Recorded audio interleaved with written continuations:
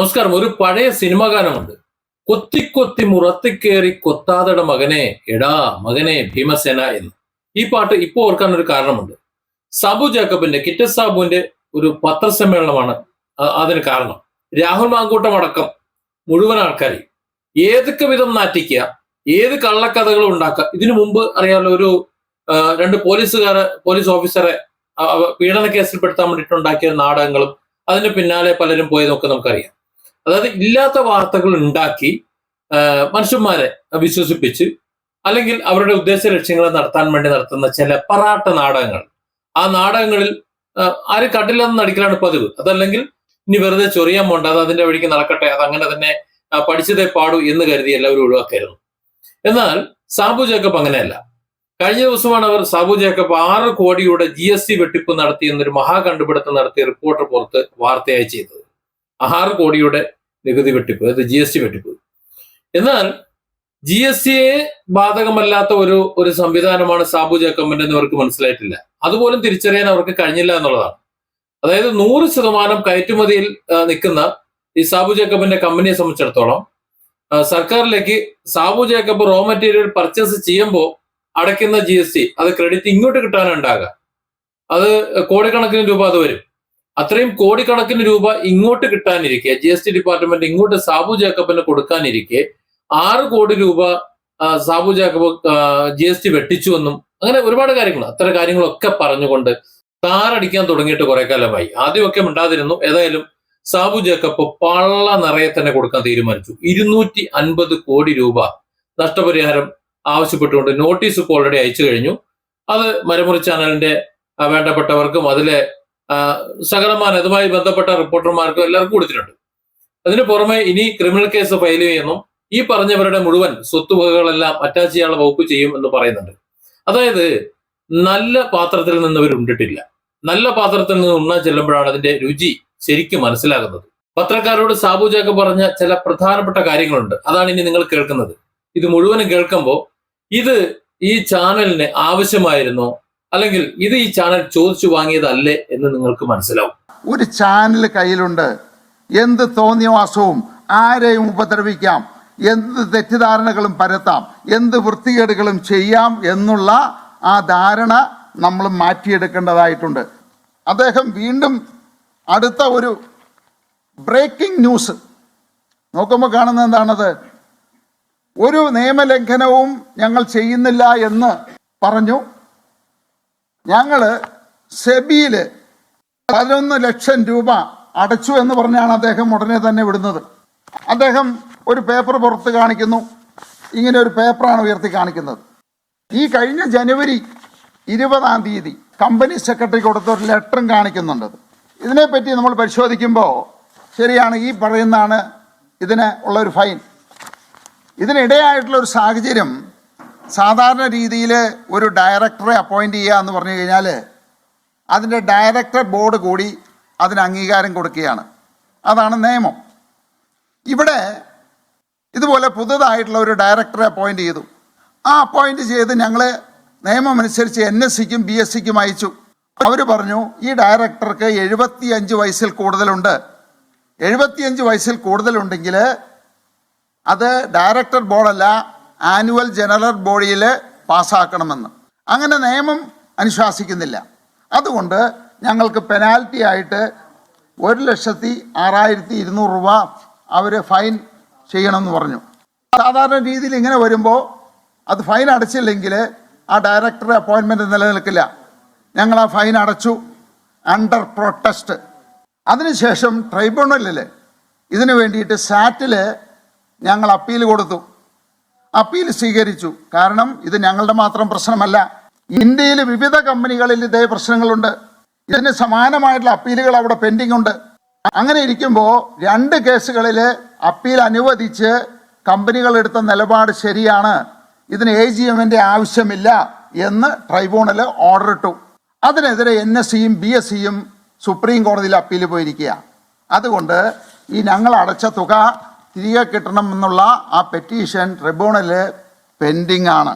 അപ്പോൾ മനസ്സിലായല്ലോ, അവിടെയാണ് അതിനെ വളച്ചൊടിച്ച് ഞങ്ങളെന്തോ വലിയൊരു നിയമലംഘനം നടത്തി എന്ന് പറഞ്ഞ് പ്രചരിപ്പിച്ചത്.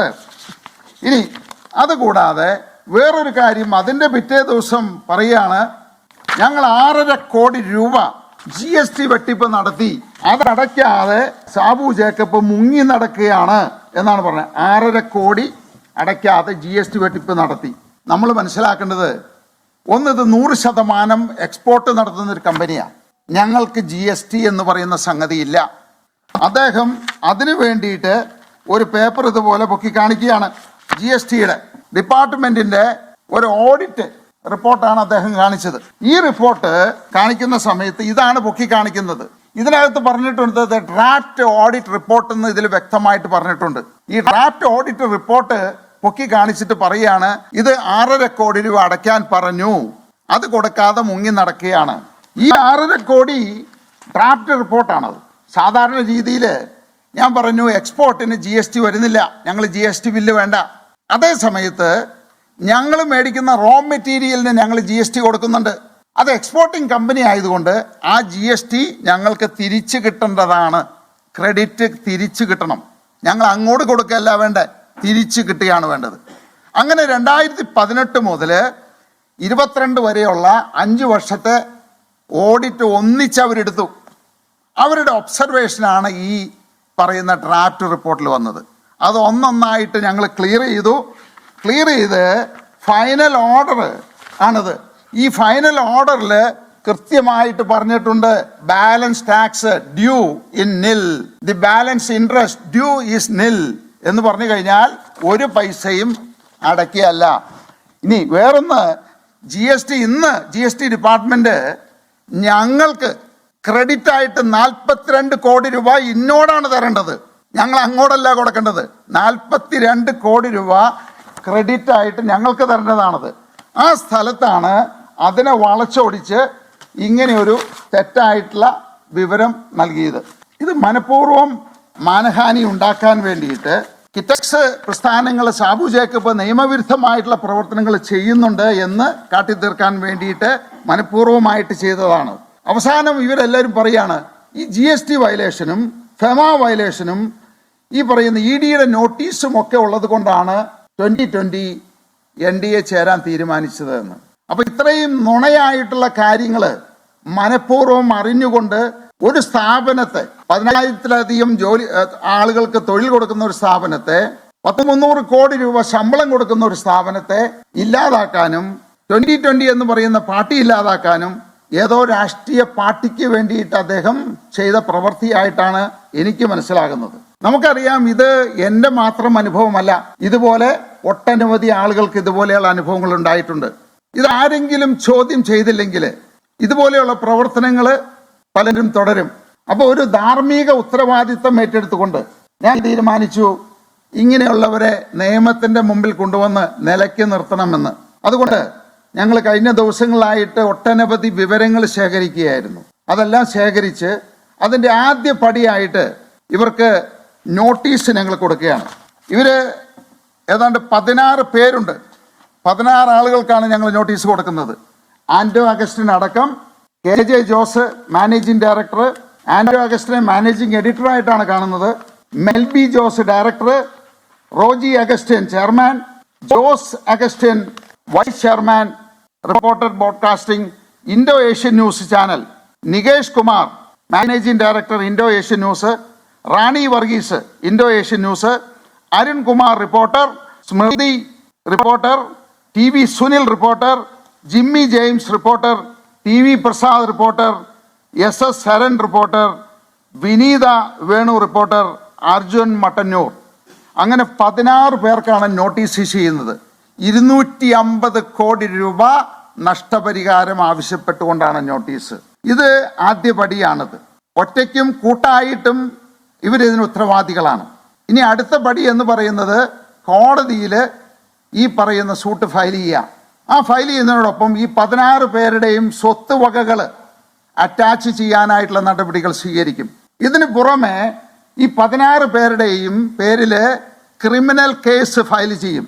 കാരണം ഇത് ഇനി ഇങ്ങനൊരവസ്ഥ ഒരു ചാനൽ കയ്യിലുണ്ട്, എന്ത് തോന്നിയവാസവും ആരെയും ഉപദ്രവിക്കാം, എന്ത് തെറ്റിദ്ധാരണകളും പരത്താം, എന്ത് വൃത്തികേടുകളും ചെയ്യാം എന്നുള്ള ആ ധാരണ നമ്മൾ മാറ്റിയെടുക്കേണ്ടതായിട്ടുണ്ട്. Different angles. Don't forget to subscribe and support this channel.